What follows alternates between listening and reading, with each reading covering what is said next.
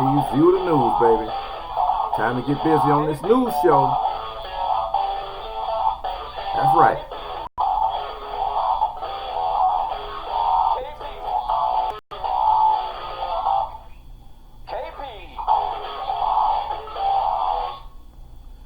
What's up, folks? That's right. It's your roving reporter, KP here, getting ready to do another day's updates of the news and all the other good stuff and some stuff not too good that's happening in the world today. First off, I would like to have just a moment of silence for a good friend of the family.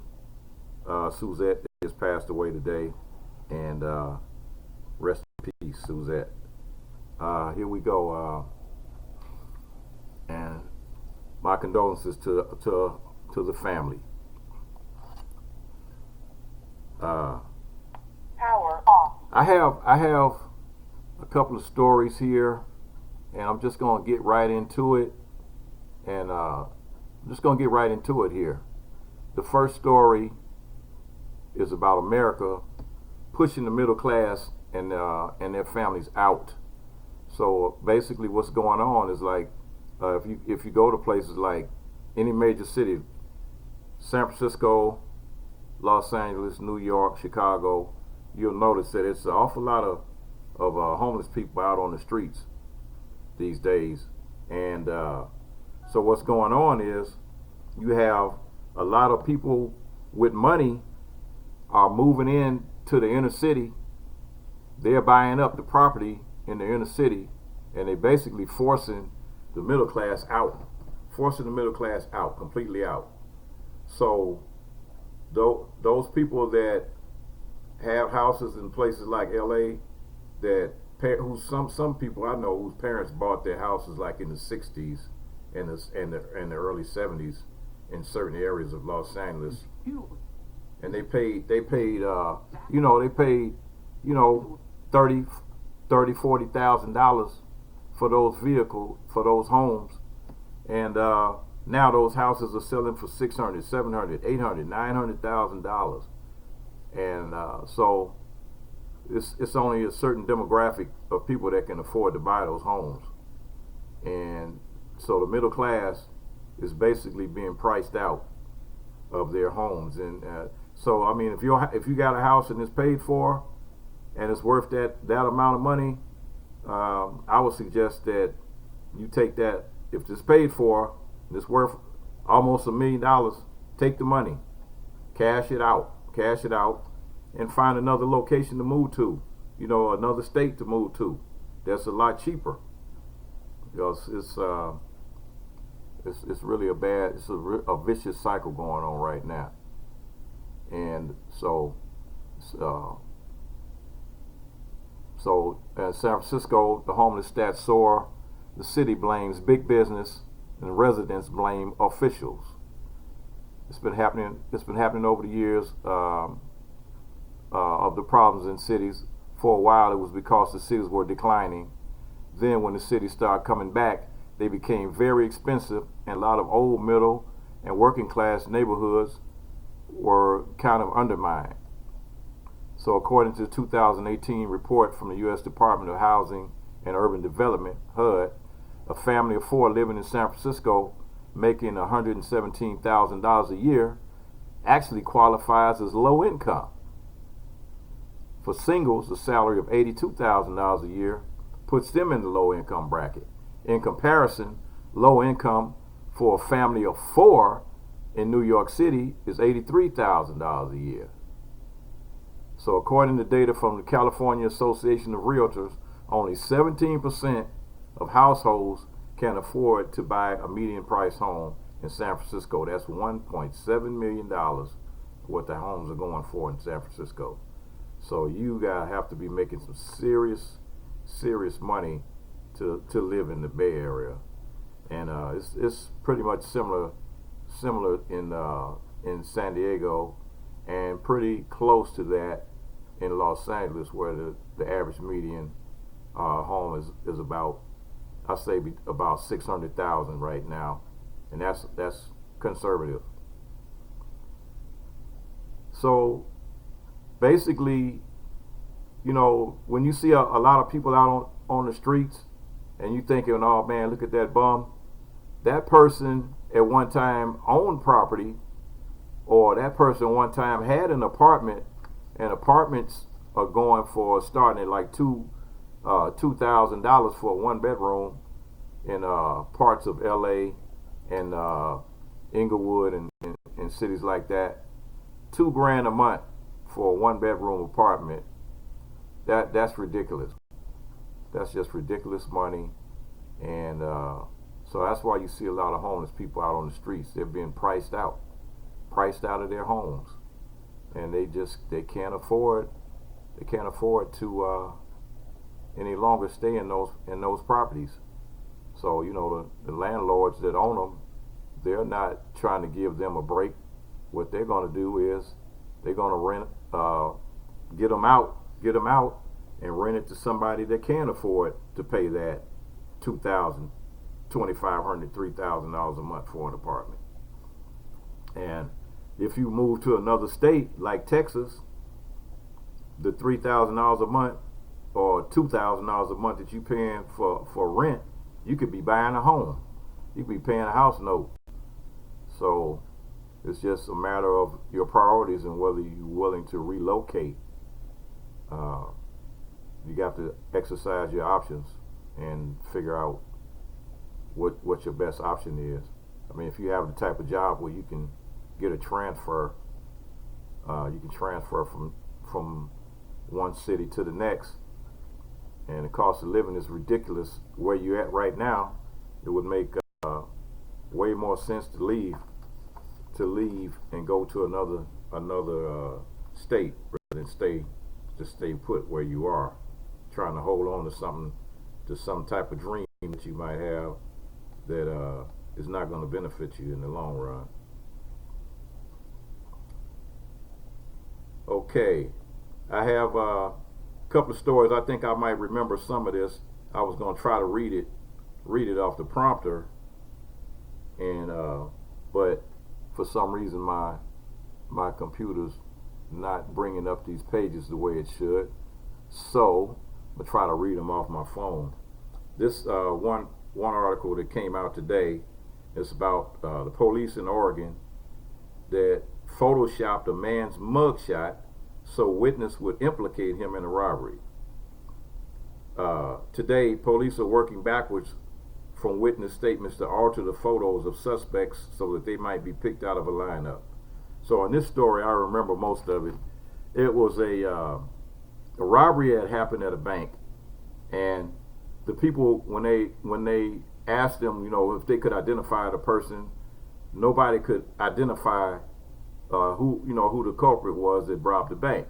So what they did was they went and got a mugshot of this guy. I guess they had been trying to get for a while, and they took it. He had all kind of tattoos on his face. So what they did was they covered his tattoos, mugshot.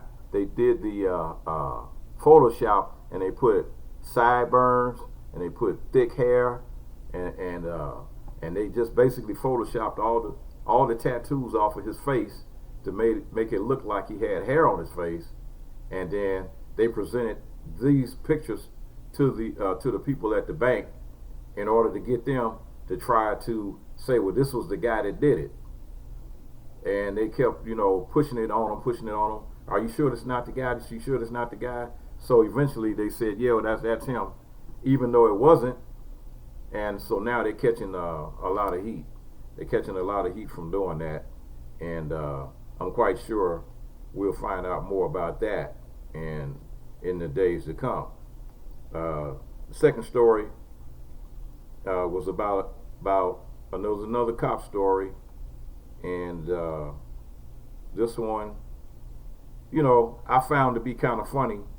It's sad, but it's funny at the same time. Here you have a cop that was at McDonald's, and I'm trying to find the city, District Heights, Maryland.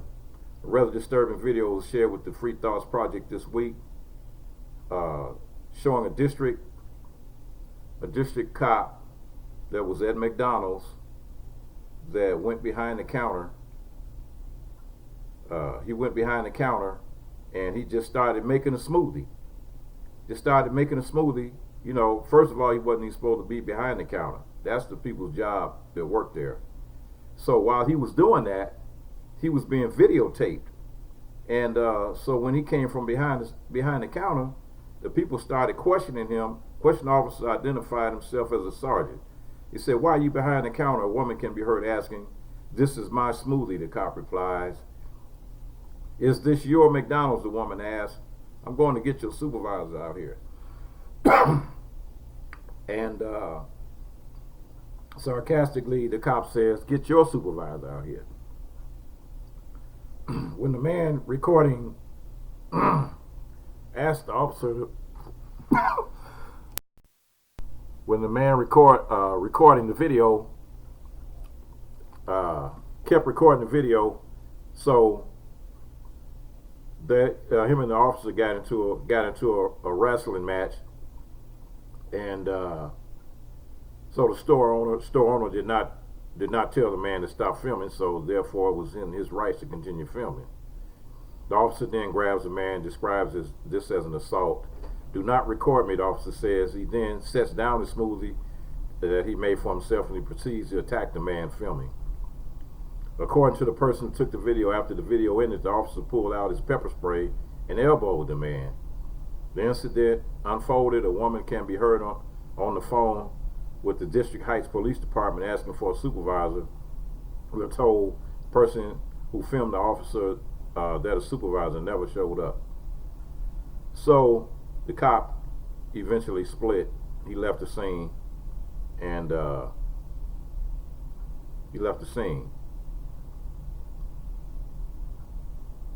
And so it said,